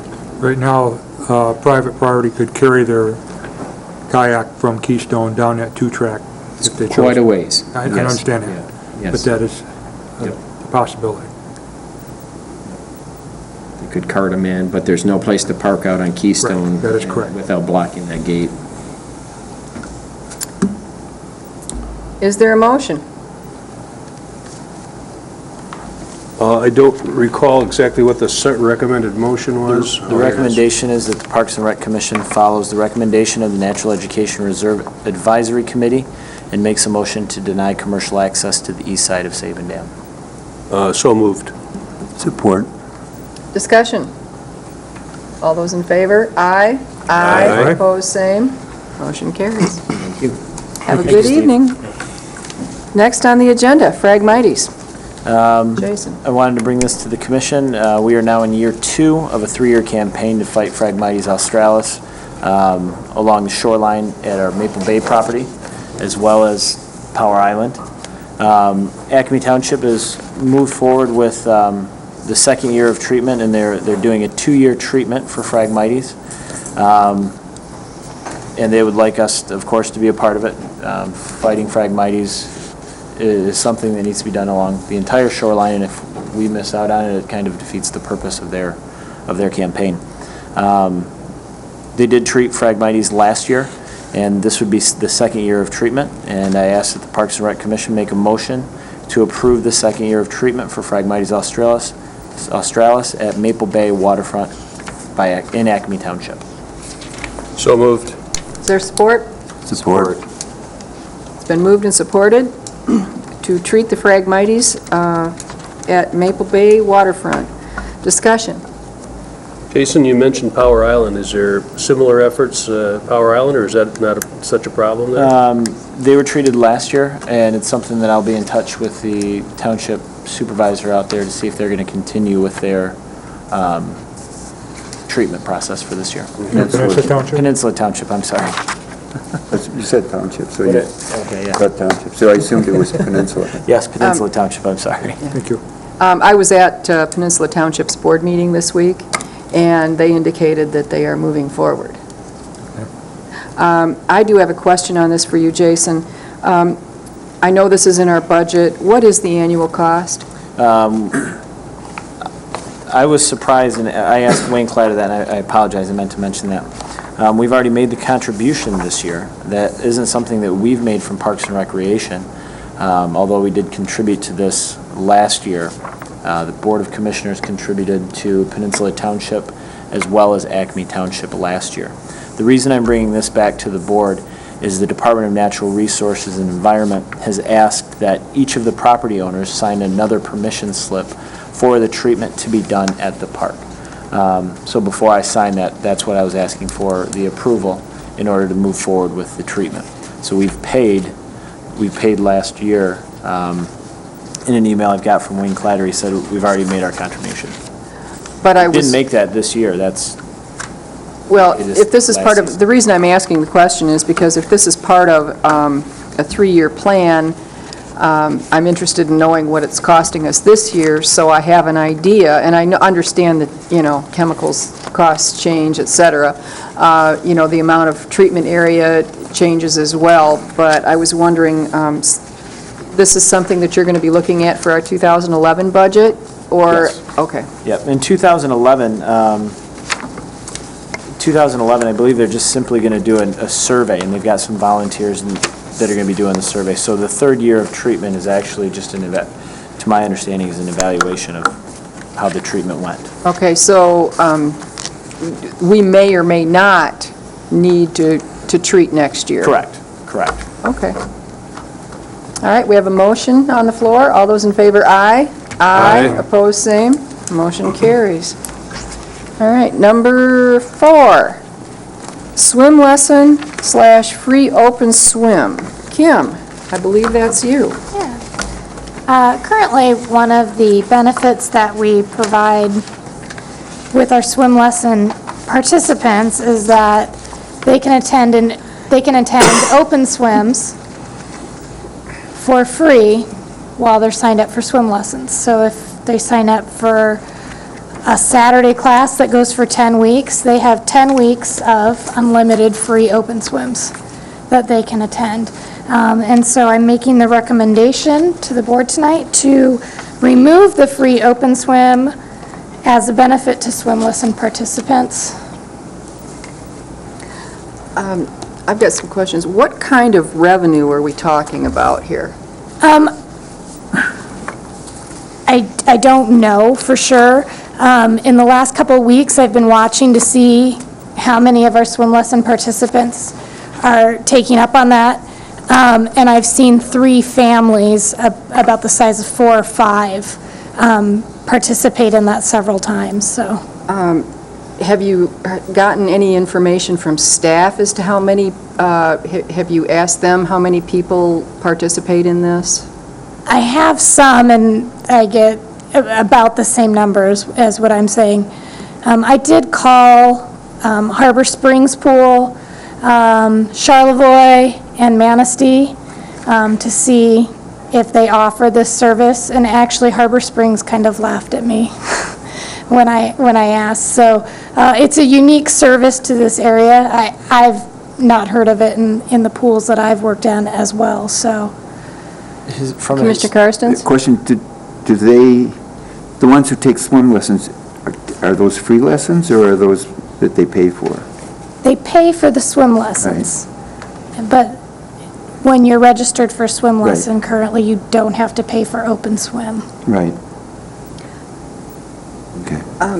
Jason? I just wanted to give some historical information. The reason this was started several years ago, and I don't know how far back, well before my time here. This was done as an attempt to have kids come in and practice the swim strokes that they were learning in class. With our new lessons, several of them are multi-day or multiple days per week, so the kids do have that opportunity to practice the swim strokes with an instructor in order to retain more of the knowledge that they've learned in the class. This would be beneficial to us because, as you can tell, we don't know the exact number of people that come in, and we're trying to do a better job of tracking our numbers, track the number of people that utilize the pool and the revenue lost or the revenue gained. And this is an opportunity for us to be more accurate with our numbers and our tracking.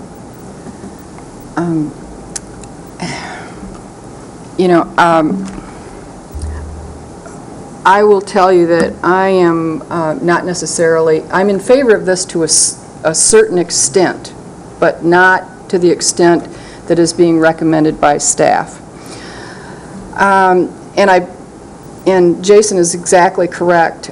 This was started by Tim Schreiner, the previous Parks Director. And I'm going to give you a little personal experience. I used to go to the pool Sunday afternoons, and there was virtually no one in it. There would be, and I have photos of this, 5 lifeguards watching one swimmer. There were people they were not using the facility. And after Mr. Schreiner initiated this practice, suddenly, and he also, about the same time, began Sunday swim lessons. And after swim lessons, Sunday afternoons, the pool was packed. Parents actually did stay. To me, and I understand that Kim and Jason don't know the extent of the problem, but to me, if our goal is to increase memberships, why would we, I can understand we would want to limit how much we do this, but health clubs, when you stop and think about it, they offer one free week as try to get you to join a membership.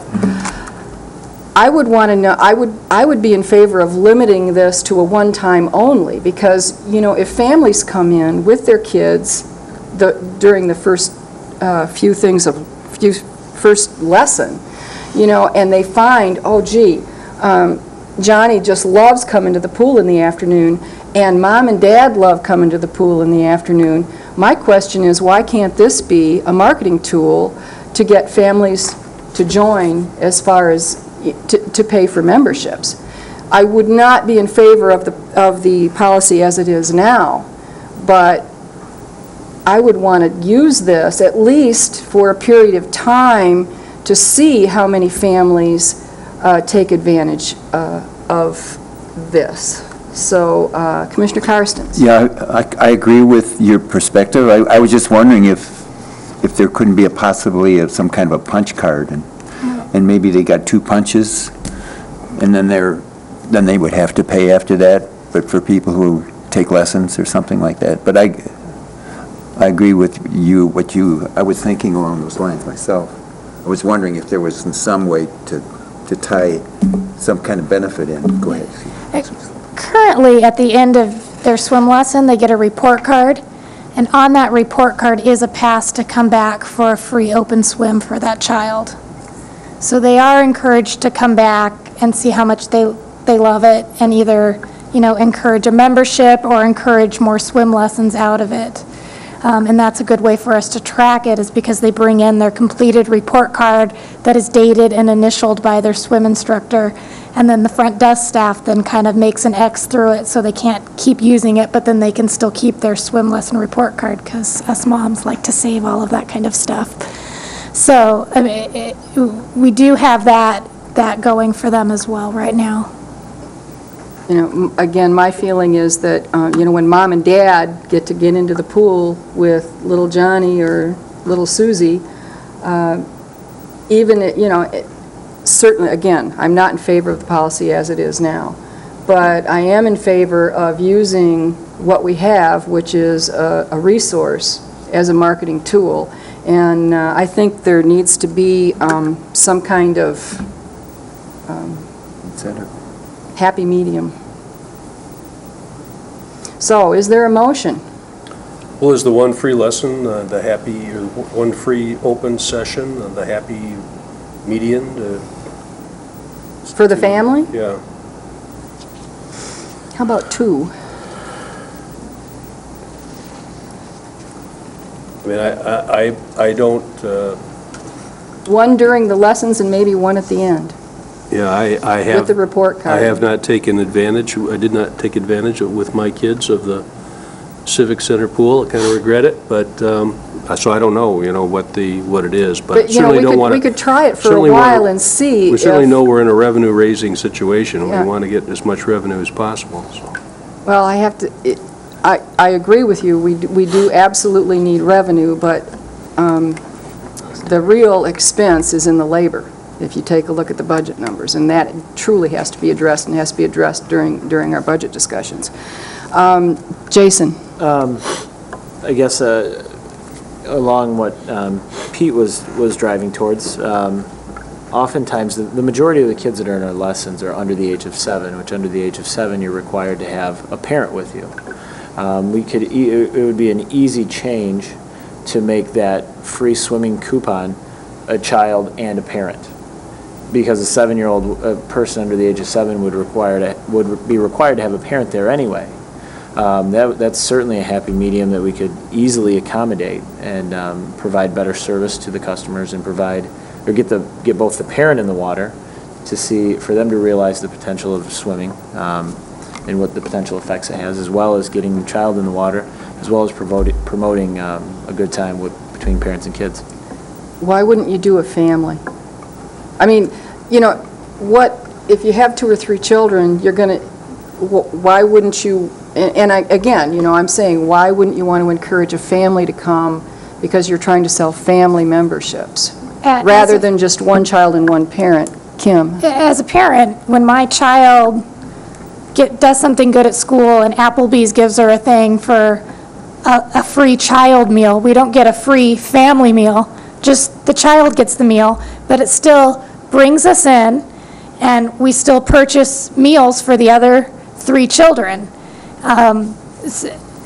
So I kind of look at it that way, and we still go and we have a good time and we have family time and we take advantage of that. And we look at it as a discount. Hey, we got, 4 kids to feed, that's 1 less that night, I think it's just on how you look at it, I guess. What is the daily fee for a child and an adult? $3. I'm sorry, it's 3? A county resident child or senior is $3. A county resident adult is $3.75. I'll make a motion to adopt the staff's recommendation with the understanding that upon completion of the swimming lessons, the child and 1 parent are given a free pass for the open swim. Is there support? I support. Further discussion? All those, I guess I think this is really a marketing plan. I mean, it's a facet of a marketing plan. We want to encourage participation. That was part of what we set in our strategic objectives. We're trying to generate enough revenue to make us, to decrease the subsidy that the county pays on this. I'd be willing to, I don't know that we, as the board, need to set the policy of how many passes it is. It's really, I'd be happy to leave that to Kim for her best judgment based on what will encourage people to come the most, give them enough that they'll come and enough that they'll have to pay for some of the other kids to come too when they get to really liking it. So I would perhaps be less specific on the motion to give her more latitude to say, okay, we can terminate the program, we can put something else in place that will encourage swimming and through some sort of pass system, what I would be more supportive of. Additional, Commissioner Karstens? I would support Al's amendment. I'd look at that as a friendly amendment, and I'd agree with it. I'll support it. All right. Marilyn, would you restate the motion, please? Motion to adopt the staff recommendation to, it's in the minutes, to cease the open swim free with the understanding that upon completion of the swim lesson, at this time it says they're given a free pass for one adult and one child. So you want to make that I think you could just take out with the understanding, with the understanding. and then, because what Al's saying is just, I think, is just leave it to Jason and Kim's discretion as to what to do. If I understood it. On the completion of swim, with the understanding that upon completion of swim lessons, free passes will be given under the discretion. At the discretion of the aquatics director. Is that good? I'll leave it to Al. Yes. Okay, we have a motion and support. All those in favor, aye. Aye. Opposed, same. Aye. Marilyn, you got that? It was me. And Kim, could we have a report on that to see how that policy affects revenue at the pool? Sure. All right. Next on the agenda is Director's Report to Resource Management and Administration. The reason I put this on the agenda is that Resource Management and Administration this week, I asked to pull Jason's Director's Report. I had a question on baseball. I was concerned because our revenue was only approximately $34,000, and Jason had anticipated our expenses at $64,000. So I asked that the report be pulled, and his report. And Jason came up, and I asked, why the revenue was down, and he gave us a reason. And I asked him then about the expenses. And when you take a look at the baseball expenses that are in our packet, we have those numbers. I wanted to know if the approximately $22,000 in labor that he estimated was indeed, going to come in. He was not prepared to answer that question. And Commissioner Friend recommended that we as a board take a look at Jason's report to RMNA so that we're all looking at the same piece of paper.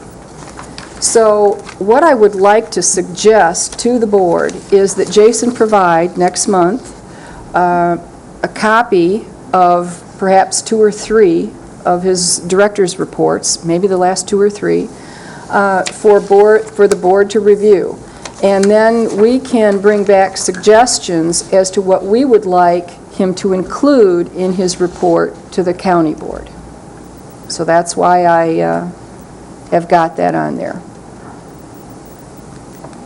Jason? I guess I'm still don't understand what you're asking for. The report that I send to RMA is with the creation of the Resource Management and Administration Committee. That's a committee I report to. Kim and I report to approximately quarterly. Unless there's an issue, unless there's something that moves from this board and needs to go through RMA onto the Board of Commissioners, we only meet quarterly with them, and the report I give them is just a general overview. It's not to the detail of our monthly meetings here at the Parks and Rec Commission. And it's just a general overview of what goes on to Resource Management and Administration to let the rest of the Board of Commissioners know. And I want to understand, are you asking me to put my director's reports from the From Parks and RMNA. Recreation? The report that you give to the Resource Management and Administration, what I'm asking you to do is put a copy in our packet. And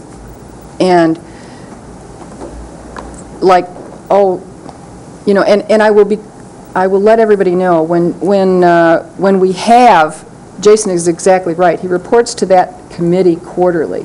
However, all of the supervisors, and Commissioner Taylor can speak to this as well, all of the department heads that do reports generally attend the RMNA meeting, because that way if commissioners do have specific questions, they are prepared to come up to the desk and answer those questions. So Jason does attend RMNA meetings. As I know, Commissioner Taylor, with the Road Commission, the Road Commissioner's director attends all of those meetings as well. So what I would like us to do is ask Jason to please just include his last 2 or 3 reports in our packet next month, and let's take a look at it and just say, is there anything else that we would like included in the report to the county board? There may not be, but there may be. And for me, what was important for me was we've started a new program. We are 46% below the anticipated revenue. I have no idea where we are on the expenses. I want to know, as a Parks Board member, and as a taxpayer and as a county board member, I want to know what the what the expenditures are anticipated to be. And there may be other new programs. There may be, I don't know, some kind of flag football program. As these things come, as we start these programs or any new program, I really believe that there are things that we as a board are going to want the county board to have for information. So, I'm seeing a consensus. All right. Next, number 6, criteria for new members. We don't have to make any kind of recommendation here, but I thought I'd bring it up. Some boards, and Commission on Aging happens to be one of them, when we have a board opening, we take a look at what criteria we are looking for. For instance, at the last opening we had on Commission on Aging, we saw a need for someone from South County. We had nobody from South County. And so we asked that if, a good candidate was available from South County, we asked the county board to please give that candidate, whoever he or she may be, strong consideration. We did get a young lawyer in town who was from South County and was an outstanding candidate, and she was selected, and she's been a real value to the Commission on Aging board. So what I'm asking is from this board, and again, there may not be any, is there any criteria that we may ask or may want to request, be it a finance background, be it somebody from South County, and there may not be any, that we would want the county board to give strong consideration to as they review applicants for the Parks Board? I'm not hearing any. Okay. I guess, and I don't know if it can even be, considered criteria, but more than a general interest, perhaps a passion. So we have candidates from all different backgrounds is wonderful, but they're not necessarily passionate about whether it's the Commission on Aging or the Parks Commission, things of that nature. Their participation is not going to be useful. Commissioner Doran. Christine, this just came up as an addition to the agenda, and although you and I did talk about it a little bit in advance, I really think maybe we ought to put it on the agenda for the next commission meeting and, Give us time to mull it. yeah, All give right. us some time to think about it rather than just have whatever pops into our head at this point. All right. Thank you very much. All right. Next, letter to state reps regarding civil versus misdemeanor. Commissioner Doran asked me, I believe it was at the last meeting, to talk to Mr. Cooney about whether or not the rules that we adopt are civil or misdemeanors in our parks. Mr. Cooney said by state statute that these rules are indeed misdemeanors. They are not civil infractions. And I spoke with him again this afternoon, and I said, you know, I, as a commissioner, am going to be extremely reluctant to recommend any rule that allows somebody to come into the parks and it's not a particularly awful rule, it's just a rule, but yet they're arrested and that can result in a jury trial. You know, that's an extreme, Commissioner Doran was exactly right, that's a huge cost to the county taxpayer, and in most instances it is unnecessary.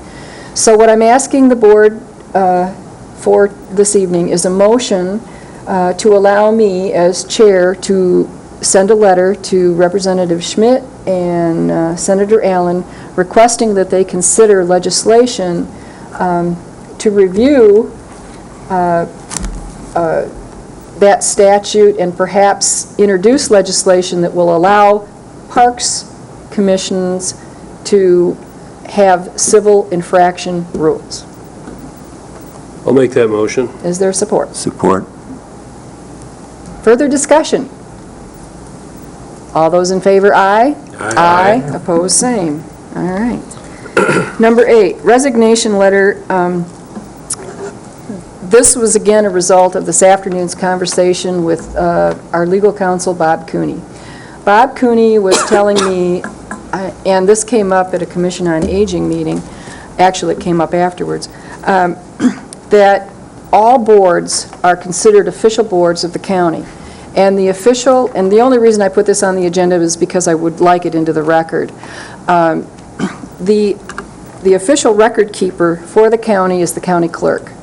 So I'm just letting staff know that whether they, and you may have been doing this, Jason, I have no idea, but all resignation letters from official county boards, copies must go to the county clerk. She keeps a record officially of who board members are. Okay? All right. Number 9, vice chair. This is a question I have for the board. We, since Commissioner Ruskowski's resignation, do not have a vice chair. Would you like to select one this evening, or would you like to wait and see what 2 additional board members have as far as input regarding a vice chair? I'd be happy to select tonight. All right. Would you like to make a motion, Commissioner Larson? Well, I haven't discussed it with anyone. I've been impressed with Commissioner Doran's leadership, and I would nominate him as a potential. I would support that. And let's vote before we can say anything. Well, I was going to make a motion to put this off, but I guess I better not now, or it look like I'm dodging responsibility or something, so. All right. All those in favor, aye? Aye. Opposed, same? Thank you all. Okay. Number 10 that I added on here were performance measures. As we move forward with our budget process, and I'm going to talk a little bit about the budget. The county board is going to have to cut $2.8 million out of next year's budget.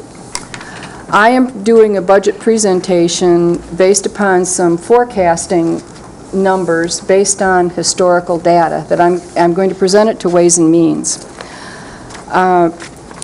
Our percent of increase in expense at the county since 2001 has averaged about 4.66%. I did speak to Lori Spencer, and this was a couple of months ago, after we learned that our revenue was actually going to go down this year from what was projected. I did, and Lori Spencer, for members of the public, is the equalization director.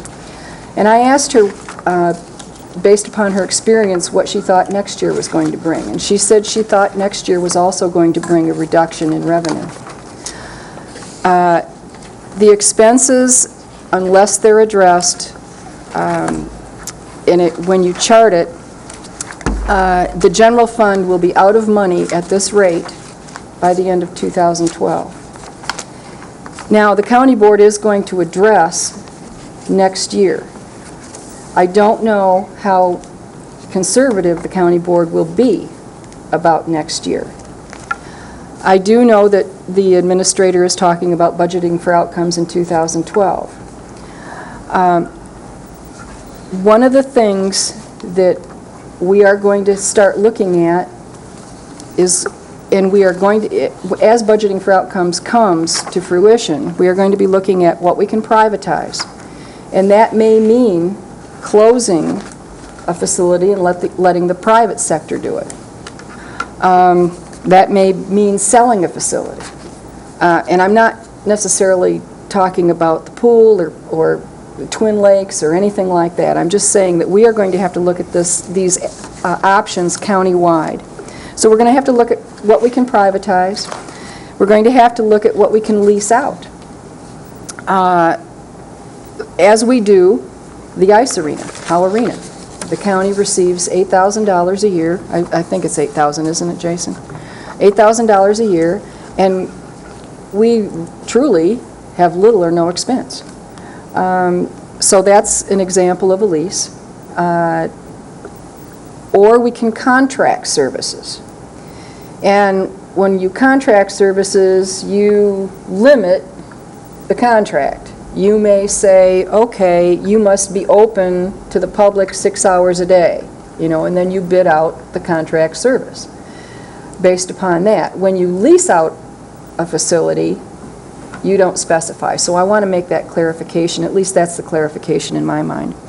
The other option is performance measures. And I think that in this instance, I think we need to take a look at performance measures. I think we need to take a look at performance measures for the pool, for Twin Lakes, and for baseball. In my opinion, and I may be wrong, if we have good performance measures in place, we can make good arguments.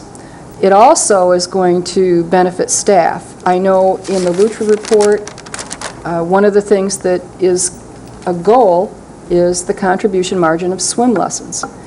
And if we use the contribution margin as a performance measure, we're going to be able to say, okay, we have this many children in class. We have, well, I should say students per class. This is our labor cost per class. This is the contribution margin that is given to Easling Pool. And there may be a variety of performance measures in other areas. So, what I would like to do is I would like to have either an ad hoc committee sit down and take a look at performance measures that we can start putting together for our facilities.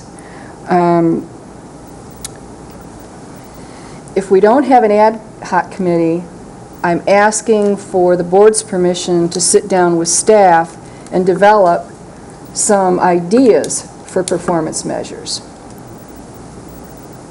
Thoughts? Commissioner Doran? I think it's a good idea. I'm worried, though. We've got, let's see, we've got strategic plan, we have master plan, we've got budget. What other big things are we in the process of doing right now? Is that it? I mean, those are relatively time-consuming things for board members. And are we in a position without a strategic plan to establish performance measures? Or should it wait until the strategic plan is done?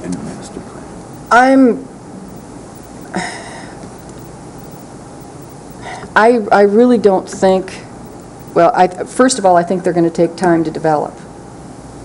I don't believe that waiting is going to be beneficial as far as the budget goes. I think the longer we wait, the more difficult it's going to be to make an argument to keep from privatizing, leasing, or contracting. But that's just my opinion.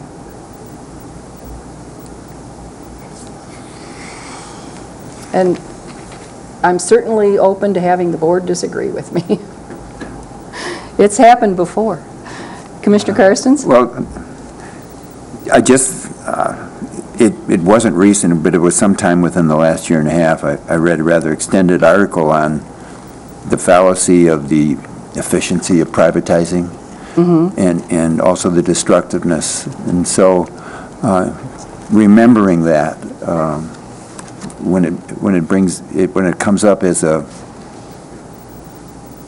method to reduce expenses, I just kind of, I feel a strong feeling of discomfort. So I just... That's why I'm in favor of performance measures. Okay. And so...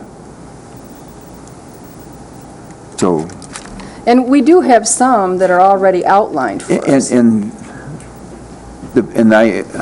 So I kind of agree that of the value of the performance measures. I'm just used to thinking them also within the rubric of ends. And so I'm confused because of that. And so we could start with Lutra. You know, we could take a look at how many lane hours that we have available for members a month. We could start with, again, students per class,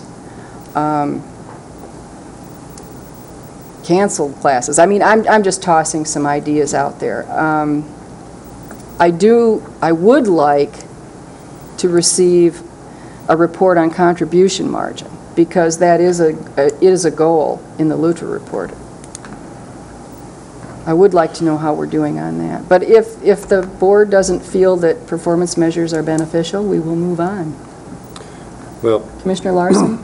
I'm a numbers guy and I'm an analyzer, and I believe strongly that while the metrics and the numbers aren't the whole story, just like blood pressure is not the only measure of a person's health, it is a strong indicator of trends and directions and some underlying conditions. So I do strongly support this, and I'm not sure that it's going to be such a huge load. I would be happy to volunteer to perhaps put together a proposal for some ideas for perhaps the board's consideration. That would be wonderful. I'll have that next time if that's all right. Thank you. Is the board okay with that? All right. Thank you all. And thank you, Commissioner Larson. All right, next on our agenda, the director's report. Jason. My director's report's been kind of slim lately because I think the new and old business that you see on the agenda is the gist of my report and what I've been working on. There are a couple items, though, that I would like to bring up with this report this month. One is I guess this is kind of unusual to say, I'm asking for approval to not be at September's Parks and Recreation Commission meeting.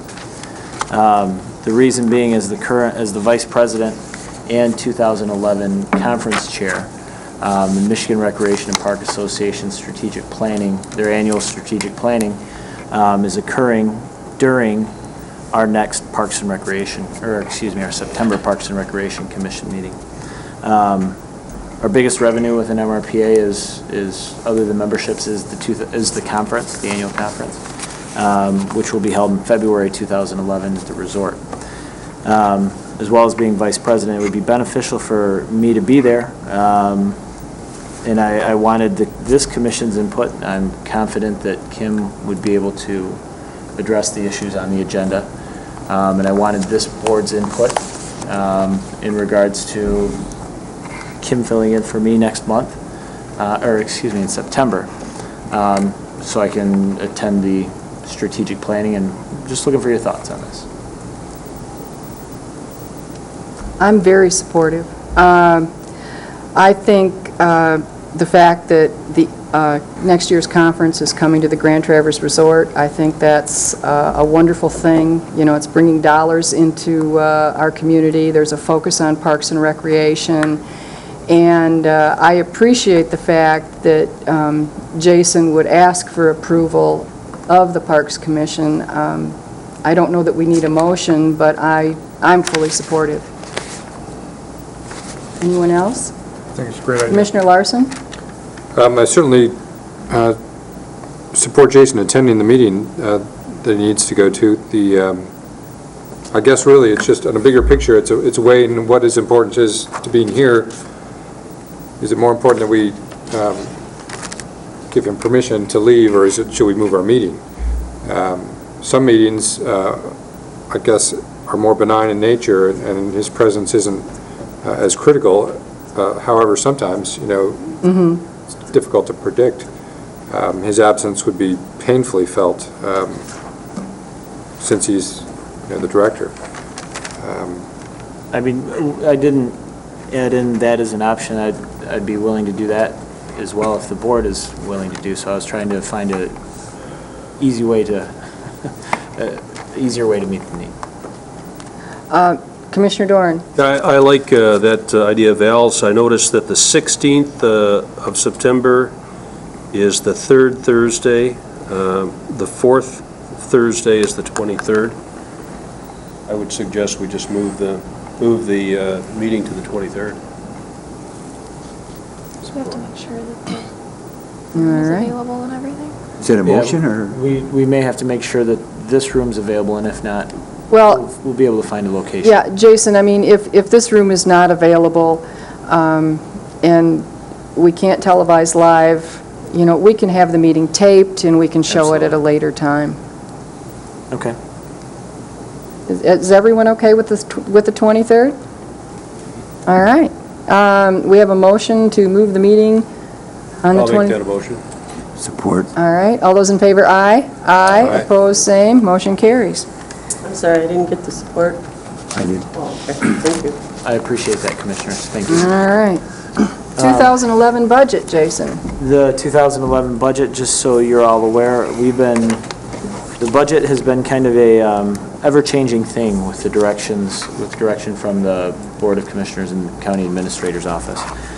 We have our budget meeting, a special meeting, to be held Wednesday, the 21st at 2 o'clock, next Wednesday, at the Civic Center meeting room. And at that meeting, we'll be talking, or I'll be giving a presentation to the Parks and Recreation Commission in regards to the budget, the challenges we have with general fund subsidy, and kind of outlining the budget for 2011. I will come to you with several options. I've got 3 options right now, and I'm going to be tweaking those over the next couple days in order to have the presentation information to you by noon on Monday. In order for you to review it and be able to present that to the commission at 2 o'clock on Wednesday, the 21st. Right from the get-go, County Administrator's Office is requiring that we make a $27,284.71 cut in our general fund reliance from 2010 for our 2011 budget. And that's something I've looked at that as a given, and that's something that I've worked around with all the options that I will be presenting to the commission. The way I've got the presentation set up as of right now, there'll be a few different options.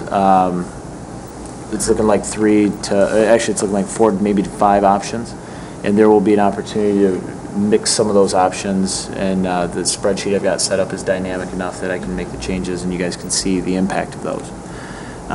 It would be my hope that the commission would give direction and possibly an approval on a budget for me to pass on to the Board of Commissioners, or onto the County Administrator's Office for further discussion by the Board of Commissioners. The only, I was at a Commission on Aging meeting this afternoon, and the Commission on Aging Board is not scheduled to review their budget until August. Now, that's not to say that it's not going to be out. I mean, we're going to have the budget available this month to take a look at. The only, my only hesitation about this is I don't know that we're going to be able to come to a consensus, and we very well may be able to, but I don't know that we're going to be able to come to a consensus as a board to make a recommendation at that one meeting, and we may, I mean, it would be nice if we could, but I'm just, based upon my budgeting experience on boards, it doesn't necessarily go that way. So I just wanted to toss that out there and let everybody know that we may have to have more than one meeting, and we may not adopt it until August. But again, Commission on Aging isn't going to adopt theirs as a board until August either. Are we? Oh, one other thing. At last month's meeting, and I apologize for this, I was asked, I believe it was by Commissioner Doran, for copies of budget policies, and Commissioner McEllier called me and said, "No, I'm not going to be at that meeting. I'm not going to be able to. Will you have budget policies there?" And I apologize. They are at home on my printer. I will get a copy to Jason tomorrow, and perhaps he can have Marilyn scan the policy, examples of policies, and email them to everyone so that you have those before the budget meeting. Is that okay? I do apologize. All right. Notices and comments, commissioner comments. Any notices from any commissioners? Comments? Hearing none, I would entertain a motion for adjournment. Oh, I'm sorry, Commissioner Galbraith. Really quick,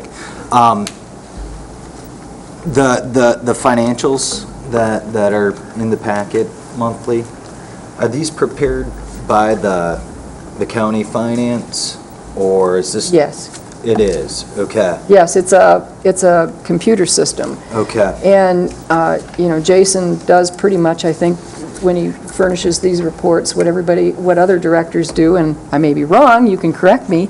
You ask for the information, you hit the print button, and away it comes, and out it comes. Am I right or wrong? It's quite A little more to it? complex than that, but essentially the numbers come directly from the AS400 system that the county uses for finances. Okay. And I don't know if there's any way to tweak the software for an easier read. Keep in mind, it's a DOS-based system. Oh, my. You know, I do keep an Excel spreadsheet at home Yeah. that, for me, is much easier. Yeah, So and- easy on what you're asking, John. We may be able to do it via Excel, but Right. It's just, it's... But, you know, this is fairly cumbersome. Glenn Lyle does that for the Board of Public Works. He keeps an Excel spreadsheet on the septic treatment facility because it's just simpler for him to take a look at, and he furnishes it to anyone who wants it. I would be more than happy to share my Excel spreadsheet with you because it's just easier for me. That would be And, wonderful. you know, you can take a look at it, and Yeah. you might have some good suggestions for me. I just think we can make it all consolidated, what I'd make like it to much see. easier to read, and Oh, and you're not sitting here doing math in your head on... this is, I'm just laughing because this is the budget that Kevin McEllier, who sits on this commission, wanted us to produce. This is directly from, that budget I've created at the direction of this commission. And when I said this process is more cumbersome, we go through that on a monthly basis at the direction of this board because that's the format the board requested. Well, it's not quite like his, but,